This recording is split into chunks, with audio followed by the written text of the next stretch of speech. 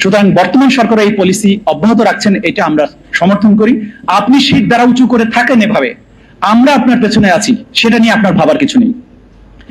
কিন্তু একই সাথে আমাদের দুঃখের সাথে বলতে হচ্ছে যে জুলাই জাদুঘরে কি জন্য ইন্ডিয়ান আধিপত্যবাদ বিরোধী যে সমস্ত সেকশন গুলো ছিল কেন তুলে দিলেন? ফেলানির প্রদর্শনী যেখানে ছিল কেন সরিয়ে ফেললেন? কেন কাঁটাতারের বেড়া সংক্রান্ত যে একটা সেকশন ছিল সেটাকে কেন সরিয়ে ফেললেন? কেন মোদী বিরোধী আন্দোলনের ব্যাপারে যে সেকশনটা ছিল সেটা সরিয়ে ফেললেন? এটা কিন্তু আমাদের আবেগের সাথে জড়িত। আমাদের মুক্তি সংগ্রাম, সার্বভৌমত্ব রক্ষার ব্যাপারে আমাদের জনগণের যে সংগ্রামের ইতিহাস, আমার জাদুঘরে সেটা থাকতে হবে। কোনো কারণে, কোনো বিবেচনায়, কোনো নেগোসিয়েশনে এই জিনিস জাদুঘর থেকে অমিট হতে পারবে না। এটা আমরা সরকারের প্রতি অনুরোধ জানাই, আপনারা এগুলোকে আবার পুনঃস্থাপিত করেন। আপনারা যদি এই সার্বভৌমত্ব রক্ষার জন্য রাষ্ট্রকে অনন্য উচ্চতায় নিয়ে যেতে চান, যতই রাজনৈতিক বিভাজন থাকুক, আমরা প্রত্যেকেই আপনার পেছনে আছি, আপনার পেছনে থাকবো। কিন্তু আপনি যদি ডিভাইড করেন, আপনি যদি নতজানু হওয়ার চেষ্টা করেন, মনে রাখবেন এটা বদলে যাওয়া বাংলাদেশ। মানুষ কিন্তু আপনাকে এইটা দেখতে চাইবে না এবং মানুষ কিন্তু তখন আপনার সাথে থাকবে না। আমাদেরকে যারা ভারতীয় জুজুর ভয় দেখায়, বৃহৎ রাষ্ট্র যখন তখন দখল করে নিবে, আমরা তো ওপেন বলি যে সাহস থাকলে আসো না, আসো, বাংলাদেশকে দখল করা কত সহজ আমরা বুঝিয়ে দেব।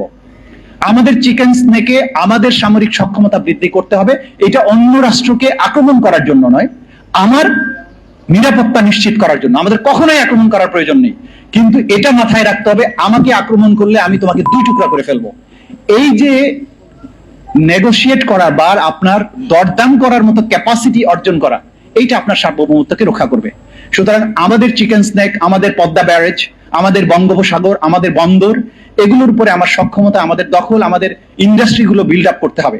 এবং সেই জন্য এমন একজন জাতীয় নেতা লাগবে যিনি ছোটখাটো রাজনৈতিক বিরোধের কারণে রাজনৈতিক দলগুলোর মধ্যে বিভাজন করবেন না। দেখো, আজকে এই যে সার্বভৌমত্ব নিয়ে আমরা কথা বলছি, সার্বভৌমত্বের ব্যাপারে আমাদের অনেক বেশি বেশি আলোচনা হওয়া প্রয়োজন। কারণ এই রাষ্ট্র, ক্ষুদ্র রাষ্ট্র, যে সার্বভৌমত্ব কিভাবে রক্ষা করতে পারে তার যে গোপন কৌশলগুলো আছে সেগুলো নিয়ে আমাদের আলোচনা হওয়া উচিত বেশি বেশি। আমাদের জনগণের মধ্যে সেই অ্যাওয়ারনেস ডেভেলপ করা উচিত যে আমরাও পারি। আমাদেরকে তুমি তুচ্ছ করবে, আমাদেরকে তুমি যখন তখন উড়িয়ে দেবার ভয় দেখাবে, এইরকম রাষ্ট্র এবং জাতি যে আমরা না, এই আত্মবিশ্বাস আমার জাতির জনগণের প্রত্যেকটি যুবক, তরুণ, শিশু, কিশোরের মধ্যে এই আবেগ এবং এই উপলব্ধি সৃষ্টি করতে পারাটা সার্বভৌমত্ব রক্ষার জন্য অসম্ভব প্রয়োজনীয়। জুলাই বিপ্লব সেই অসামান্য সুযোগ আমাদেরকে তৈরি করে দিয়েছে। আমরা যে পারি, ইন্ডিয়ান আর্মির ভয় দেখানো হয়েছে, এই ভয় সেই ভয়, এইভাবে গুলি করবে, ওইভাবে আক্রমণ করবে, কিচ্ছু তো লাভ হয়নি। আবু সাইদ এইভাবে দুহাত বাড়িয়ে বুলেটটাকে বুকে নিয়েছে, বিজয় অর্জন আমরা করেছি। জুজুর ভয় দেখিয়ে এই জাতিসত্তা, এই যে অসম্ভব স্পিরিটেড একটা জেনারেশন, তাদেরকে কখনো দমন করে রাখা যায় না। আমরা নতুন সূর্যোদয় দেখেছি, এবার এইটাকে মধ্য গগনে নিয়ে যাওয়ার জন্য যা যা করার আমরা এক এক করে করবো ইনশাআল্লাহ। এই জিনিসগুলো আমাদের অবশ্যই অ্যাপ্রিসিয়েট করতে হবে। দ্বিতীয় হচ্ছে যে অর্থনৈতিক সক্ষমতা। আমাদের এখন পর্যন্ত যে গার্মেন্টস বেসড অর্থনীতি, এখান থেকে বেরিয়ে আসতে হবে। আইএমএফ এর লোন নিয়ে রাষ্ট্রের সার্বভৌমত্ব রক্ষা করা যাবে না। কারণ আইএমএফ লোন দেওয়ার সময় আপনাকে সবসময় তার রাস্তায় ডিকটেট করবে এবং সে কখনো চাইবে না আপনি মেরুদণ্ড সোজা করে দাঁড়ান। সে কারণে ইব্রাহিম ট্রাউরের কথা আমরা উদাহরণ রাখতে পারি। এই মুহূর্তে আফ্রিকার সবচাইতে ইন্সপায়ারিং লিডার, বুরকিনা ফাসোর যে লিডার, সে একটা হতদরিদ্র রাষ্ট্রকে 3 বছরে যে একটা অনন্য উচ্চতায় নিয়ে গেছে। তার দেশে হীরার খনি, স্বর্ণের খনি ছিল, ফ্রান্স এবং ইংল্যান্ডের, ইউরোপের কোম্পানিগুলো সব উঠিয়ে নিয়ে যেত। তার দেশে সমস্ত পরিবেশ দূষণ করতো, অর্থনীতি কিছুই পেত না। সে প্রথমে এসে এই কোম্পানিগুলোকে বিতাড়িত করেছে, সামরিক সক্ষমতা বৃদ্ধি করেছে, মরু অঞ্চলে অর্থনীতির বিপ্লব ঘটিয়েছে, কৃষি বিপ্লব ঘটিয়েছে। এই যে সক্ষমতা বিল্ডিং এর জন্য একটা ভিশনারি লিডারশিপ দরকার, এইটা আমাদের রাষ্ট্রের জন্য অসম্ভব প্রয়োজনীয়।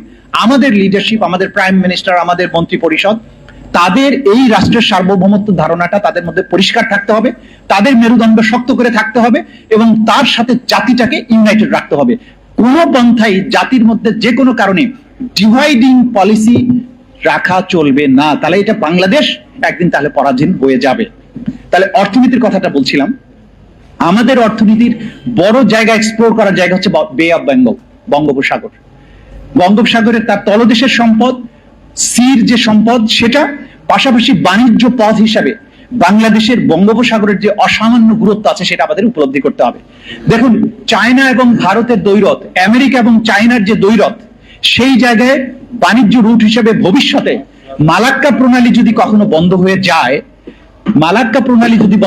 বিকল্প বাণিজ্য রুট হিসেবে বে অফ বেঙ্গল অর্থাৎ চায়না থেকে মায়ানমারের আরাকান রাজ্য হয়ে বঙ্গোপসাগর হয়ে যে যদি বিকল্প বাণিজ্য রুটের ব্যবস্থা করা যায়, এটা বিশ্ব শক্তিগুলোর জন্য একটা বিরাট ব্যাপার হয়ে দাঁড়াবে। সেই বাণিজ্য রুটের নিয়ন্ত্রক হচ্ছে আমরা। আমাদেরকে বুঝতে হবে আমাদের শক্তির উৎসটা কোথায়।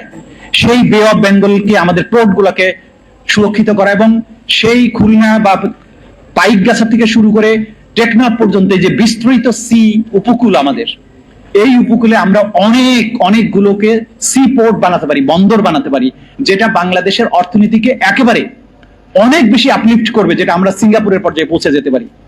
সেখানে শুধু গার্মেন্টস নির্ভর অর্থনীতি দিয়ে হবে না। IMF এর প্রেসক্রিপশনে একটা রাষ্ট্র চললে সে কখনো তার মেরুদণ্ড সোজা করে দাঁড়াতে পারবে না। এই কাজটা আমাদেরকে করতে হবে। আচ্ছা, হরমুজ প্রণালী, আমরা যে এই বে অফ বেঙ্গলের কথা আমরা বললাম, একটা প্রণালী বা একটা জলপথ সার্বভৌমত্ব রক্ষার জন্য একটা বড় সেফগার্ড হতে পারে, ইরান সেটা দেখিয়েছে। হরমুজ প্রণালীর উপরে এ তো ওপেনই ছিল, কিন্তু যুদ্ধ করতে গিয়ে এমন একটা পর্যায়ে গেল যে তারা এটার নিয়ন্ত্রণ হয়ে গেল। এখন গোটা দুনিয়া মিলে হরমুজ প্রণালীকে ওপেন করতে পারছে না। ইরান বলছে, আমার উপরে যদি হামলা করো, আমার সার্বভৌমত্ব কেড়ে নেওয়ার চেষ্টা করো, আমি এই গলাটা কেটে দেবো। বিনিময়ে কি হচ্ছে যে এখন পরাশক্তিগুলো তার পায়ে পড়ছে যে আমরা হরমুজ প্রণালী ওপেন চাই, বিনিময়ে তো আমরা সবকিছু দিতে রাজি আছি। এই যে আপনার সুবিধা, ভৌগোলিক একটা সুবিধা, বাংলাদেশের এই দুটো ভৌগোলিক সুবিধা আছে অন্তত। একটা হচ্ছে আমাদের বঙ্গোপসাগর, আরেকটা হচ্ছে আমাদের চিকেন স্ন্যাক উত্তরবঙ্গের সাথে। এই দুটো জিনিসকে প্রপারলি ইউটিলাইজ করতে পারলে বৃহৎ যে শক্তির কথা, সেই যাত্রাপথে সবাই আসুন, একসাথে হাতে হাত রেখে সামনে এগিয়ে যাই। আপনাদের সবাইকে ধন্যবাদ। আসসালামু আলাইকুম।